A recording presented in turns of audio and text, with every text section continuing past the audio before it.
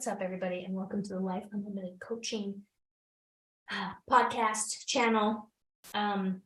This video is, I titled it "How I Became the Health Coach That I Am," and the reason that I wanted to talk about this is because a lot of the stuff that we say when it comes to nutrition is, contradictory to what a lot of people expect. And I kind of wanted to paint the picture of how I became the coach that I am and the journey that I've taken myself to coach the way that we do, where it's, flexible food freedom, basically, where people can essentially eat whatever they want. They just know how to do it in a way that gets them results, and how we go about coaching the mindset around that, and how I kind of came to the conclusions that I have come to in my coaching journey. So thanks for tuning in and enjoy. Today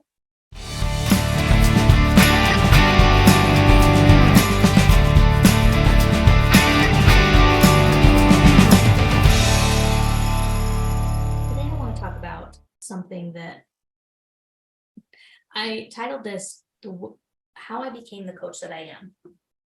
And the reason this came up is because basically they just asked me, like, why do you encourage your clients to eat sugar? Why do you encourage your clients to eat sugar? Why do you encourage your clients to consume artificial sweeteners? Why do you encourage your clients to... Anyway, I've been asked multiple things like that, okay? Because we kind of get in our heads, and I used to be this way, and that's why I wanted to talk about it. We tend to get hyper-focused on things that really don't matter in the big scheme of things, okay? They matter to a certain degree, but they don't matter if everything else matters more. And that will make sense in a second, okay? So I kind of wanted to talk about my journey and how I kind of evolved into coaching the way that I do, okay? Because I have been all over the map. Well, actually, no, I haven't been. No, I haven't been all over the map, but I've been where a lot of people are and where a lot of people think health is. And then I have kind of like slowly learned what it actually looks like, okay?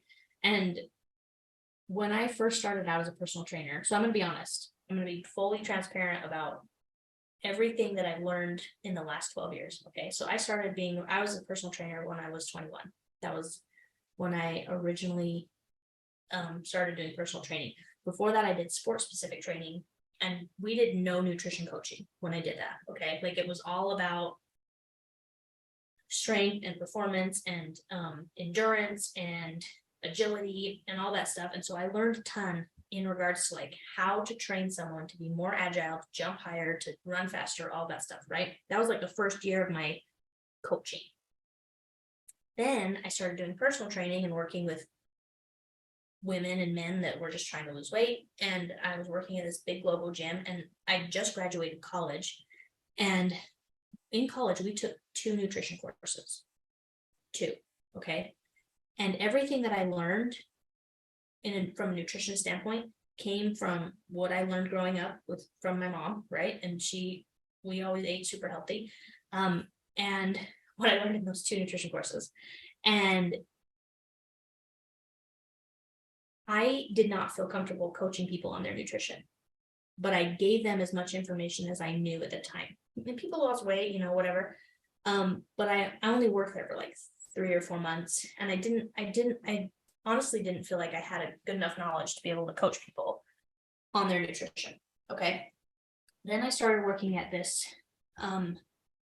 personal training studio where the owner, he gave everybody a meal plan and recipes, and he helped us help them create like calorie goals and all sorts of stuff, right? And so that, I would say, that was the first time that I ever was like, okay, I'm getting it. I'm kind of learning, right?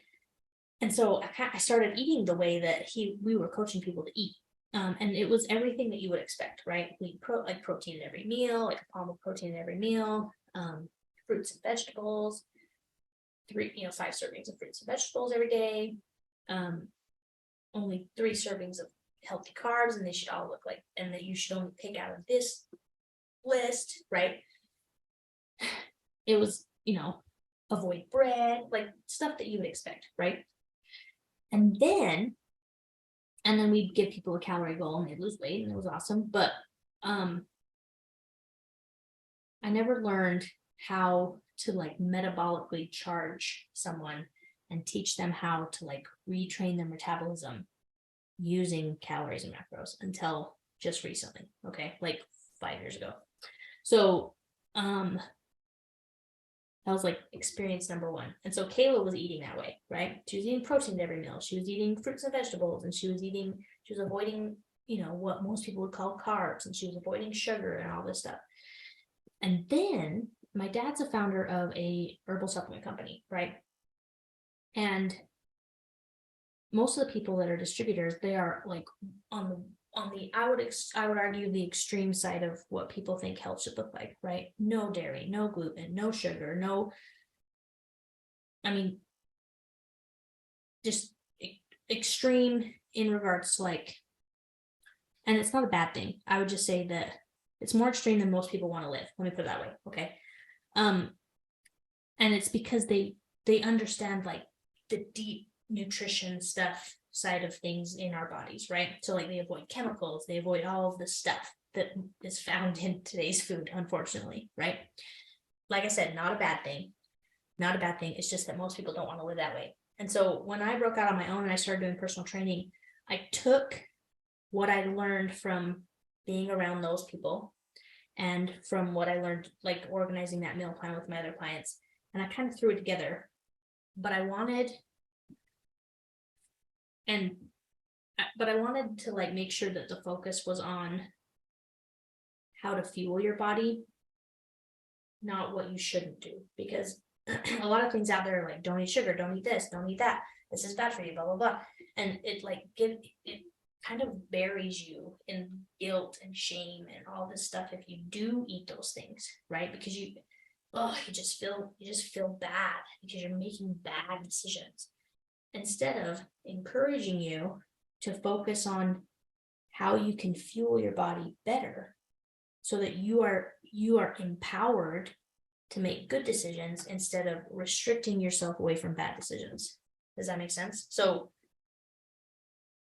when I created my first meal plan, it was called the 5 fuel focuses. So it was 5 focuses that you could pick one that focused on how to fuel your body optimally. Okay. And like my catchphrase when I started was like, we're athletes for life, right? Because if you talk to a professional or an Olympian athlete, the good ones, when they go and they eat something, when they eat food, there's no good and bad food. There's just food, and they choose healthy foods because they want to perform the next day, right? They eat because they want to perform, not because, and they don't eliminate things because it's bad for their diet.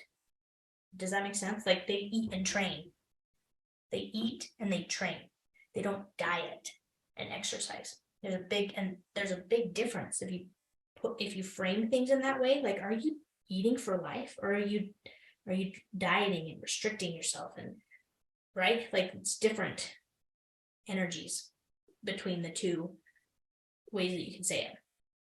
So that's what I wanted to shift my focus to.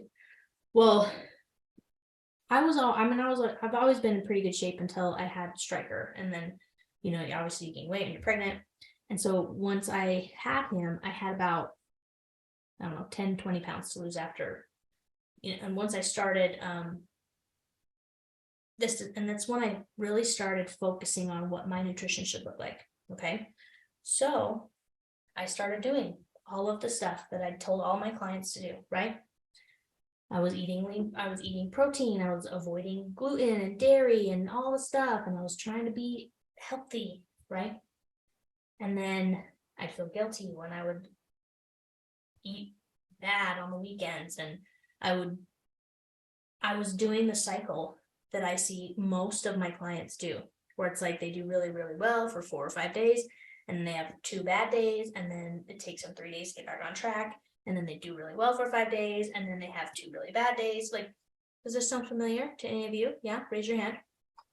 And it wasn't until I hired my own nutrition coach, and his name's Dr. Trevor Kashey, and he has a YouTube channel, and he has a podcast, and the way he sees things is just like fascinating to me, because it's just very rational.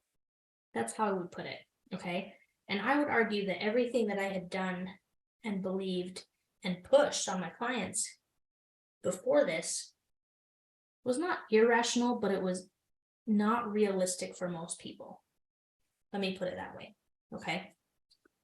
And so I started working with them, and I learned, I just learned a lot, because ultimately what it comes down to, if I were to like put a blanket statement on what nutrition should look like, because kind of like what I said before, people get hyper focused on things, right? They get hyper focused on whether or not you should eat sugar, whether or not you should consume artificial sweeteners, whether or not you should eat this vegetable or that vegetable, or are bananas bad or carrots bad. Like, they get hyper focused on this thing, and they're like, no, I'm just not going to eat bananas because they're terrible for you, because they're full of sugar.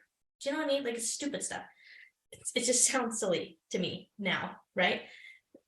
And ultimately, though, everybody just wants to feel better. That's it, right? And I remember I asked Dr. Kashey a question, and I wish I knew exactly how I phrased the question. But this is a guy, okay, Dr. Kashey. He has worked in pediatric nutrition science. He has worked with Olympic athletes and high level performing powerlifters. Like, he himself is like in killer shape, you know. And then he's worked with just regular people that just want to lose weight and feel better. And that's what he said to me, is people get hyper focused on these things that in the big scheme of things, they really don't matter. You know, whether or not you should take this pre-workout before this, or should you take this and this and this, and what's going to be the best, and whether or not I should drink Diet Coke or not Diet Coke, or should I drink regular Coke, or should I just avoid it altogether? Like, they get hyper focused on these little things, right? And ultimately, if everyone just tried to feel better, then they would be winning, right? And he puts everything on a spectrum. And I think this has been the biggest shift for me in general, okay? Because when I joined their program, they gave us a food list, right? And it's a power food list. I've given it to my clients, or something similar, where you eliminate basically everything that causes inflammation or digestive distress and all the stuff, right? You cut it out. And it's been approved by like endocrinologists, all the doctors, right? So you cut it out for 2 weeks. You can go longer if you want. And what's incredible is like how good you feel when you're eating off that list, right? And so you do it for 2 weeks. And then after that, you can start adding stuff in. And so what you start to learn about yourself is what you feel fine eating and what you feel not fine eating, right? And you can decide if those things are worth how they're going to make you feel. Okay. And so, you know, people do it. It's kind of like Whole30. I don't know if you've ever heard of that, but it's better than Whole30. I'm gonna be honest. So you do it for 2 weeks, you slowly start adding things in. But what's crazy, and this is what I learned, is like, if you were to put like what's most important, right? If you're trying to get healthy, I would say the top 3 things are calories in, calories out, and how nutrient dense your food is, right? If your food is like 95% nutrient dense, you're gonna feel amazing, right? Calories in, calories out. And when I say that, I don't mean to eat as few calories as possible and lose weight. I'm talking about eat as many calories as possible and watch your body adapt and lose weight, eating 1,600, 1,800 calories, but you have to learn how to do it. Okay. Like, you shouldn't be stuck at 1,400 calories for the rest of your life. And unfortunately, for most people, it takes a long time for them to retrain their body to burn 18 to 2200 calories again, right?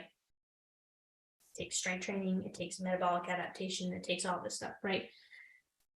But anyway, and then nutrient dense foods, like the more you can cook at home, the more you can eat single ingredient items, the better. And then the third thing is stop measuring things as good or bad. Because I used to do this. I used to say sugar is bad. I used to say artificial sweeteners are bad. I used to say all of this stuff, right?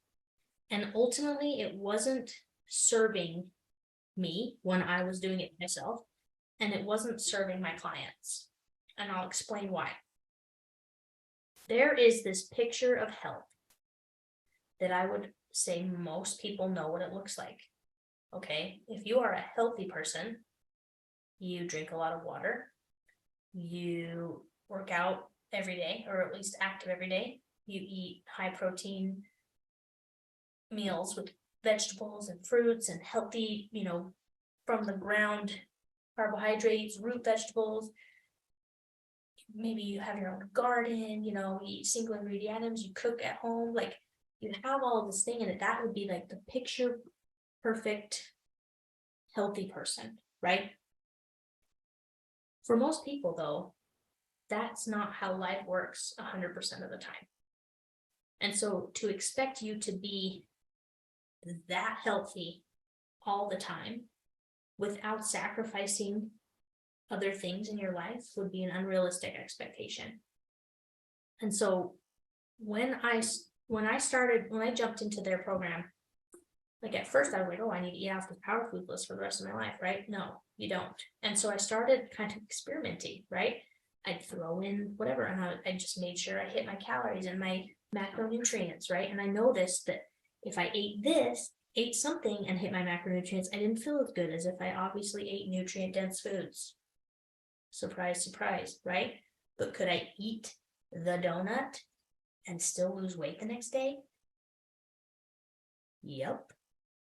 Did I feel as good had I eaten rice or potatoes or sweet potatoes or broccoli or fruits and vegetables? Like if that 30 grams of carbs that I, quote unquote wasted on a donut, had it been something more nutrient dense, would I have felt better? Would I have felt more satiated? Would I have felt more energized? Absolutely. But did that donut serve its purpose? Yeah, it was freaking delicious. It was awesome. And I loved it. Do you see what I'm saying? So like everything serves a purpose, and health looks different ways for everybody. Okay. So one of the biggest, I guess what I'm trying to say is health is going to look different for every single person, and everything, like Dr. Kashi says, that everything's on a spectrum, right? So like the picture perfect healthy thing, that's not how it's going to look all the time. So the question isn't, are you unhealthy or healthy? The question is, how healthy are you? Would it have been healthier for me to not eat the donut? Totally. But I would argue that in some ways it would have been unhealthy for me to not eat the donut, because then I would have then the donut would have, what am I trying to say? For a lot of people, being healthy would be saying no to the donut. And for some people, it's saying yes to the donut and eating it without guilt. Okay, so it's not how healthy is it, it's how healthy is it right now in the current circumstance. Because for some people, eliminating the donut has been more of an unhealthy habit than a healthy one from a mental and emotional standpoint. Okay. And so when someone comes to me and we are coaching them, that's how I view things. Because it used to be black and white. It used to be eat this, don't eat that, avoid this, only eat between these hours, blah, blah, blah, blah, blah, right? And there's like a million different restrictions you can put on your diet, and they all work if you're trying to lose weight. The question is it really healthy for you for you, not everyone, you, to do that? Okay, is it really healthy for you to restrict yourself in that way, mentally, emotionally, and physically? Is it? Okay, like people will argue with me until the cows come home that artificial sweeteners are unhealthy. Now, I would argue back, and I'll argue with some people because some people it's pointless, but the way I see it is, if someone can eliminate 400 wasted calories that they have been consuming every single day of their life just by switching to diet, and by doing that, they lose, 1 to 2 pounds every single week for the next 6 weeks and are all of a sudden down 18 pounds because they made one switch and they feel better and there's less pressure on their joints and all of the stuff, then was it really an unhealthy decision for them to drink diet soda instead of regular? I would argue no. Would it be healthier for them to eliminate soda altogether and just drink water? Absolutely. But for some people, we need to take so small of baby steps to get them there, right? Hopefully that makes sense. So in my as I've evolved as a coach, I've realized that it's not black and white. And for some people, it's healthier for them to be not restricted. Because what's cool is if you tell people you can eat whatever you want, you just have to stick within this calorie goal, or just make sure you hit your protein goal, or whatever they're doing. And all of a sudden they're like, I can eat popcorn, I can eat donuts, I can eat pizza, I can eat all of these things like that they have deemed as forbidden foods for their entire life, right? If all of a sudden you give them freedom to eat those things, they naturally start making healthier decisions, not because they feel like they should, because someone told them to. They do it because they feel better. They feel better when they do it. They say no to the pizza because they're like, oh, I'm going to feel crappy when I eat that, so I'm going to eat this instead. Not, oh, I shouldn't eat that because it's not on my diet. They are free to choose the pizza. They just choose not to because they're fueling their body optimally. And it's a huge, huge eye-opener when you do that. Yes, you can have this, but do you want it? Big difference. Then, I shouldn't have this, but I do want it. I shouldn't because it's bad for me, because it's not on my diet. I could have that. I'm going to choose differently because I know that's going to make me feel crappy. Whoa, that's the shift. And that's what I've been trying to drive home since I learned about myself. And so there's nothing more uncomfortable for me than trying to explain to people, when people are like, oh, I shouldn't eat that because it's bad. It's like, you can eat that if you want. There's nothing more uncomfortable for me than people telling me that certain things are unhealthy, because it's not unhealthy or healthy. It's, well, how unhealthy is it given your current circumstance? Would it be unhealthier for you to say no to that mentally and emotionally, or would it be healthier for you to just eat it and then not feel the guilt and shame afterwards? Right? So anyway, hopefully this made sense, but I really wanted to hammer home that everything's on a spectrum. It's not how unhealthy it's not unhealthy or healthy. It's how unhealthy or healthy is this right now. Okay. Calories in, calories out, they matter. However, the goal isn't to eat as few calories as possible. The goal is to eat as many calories as possible and still lose weight, or still maintain your weight, or still achieve the goals that you want to achieve from a body composition standpoint, whatever that may be. Okay. And then the third point that I wanted to hammer home is that the more nutrient dense foods you can eat, obviously you're going to feel better, right? However, it is okay to eat the forbidden foods, because it just depends on where you are on the spectrum. Okay. because everybody just wants to feel better. And the path to feeling better is different for everybody. And the picture perfect health ideal that everybody knows and is aware of is usually quite a few leaps and bounds away from where you are. And it's okay to take baby steps towards it and not feel guilty and bad that you can't look that way all the time, because that would be unrealistic for every single person listening to this. I guarantee it. Okay. Anyway, hopefully this is valuable. I hope you have a good day, and I will chat with you all later.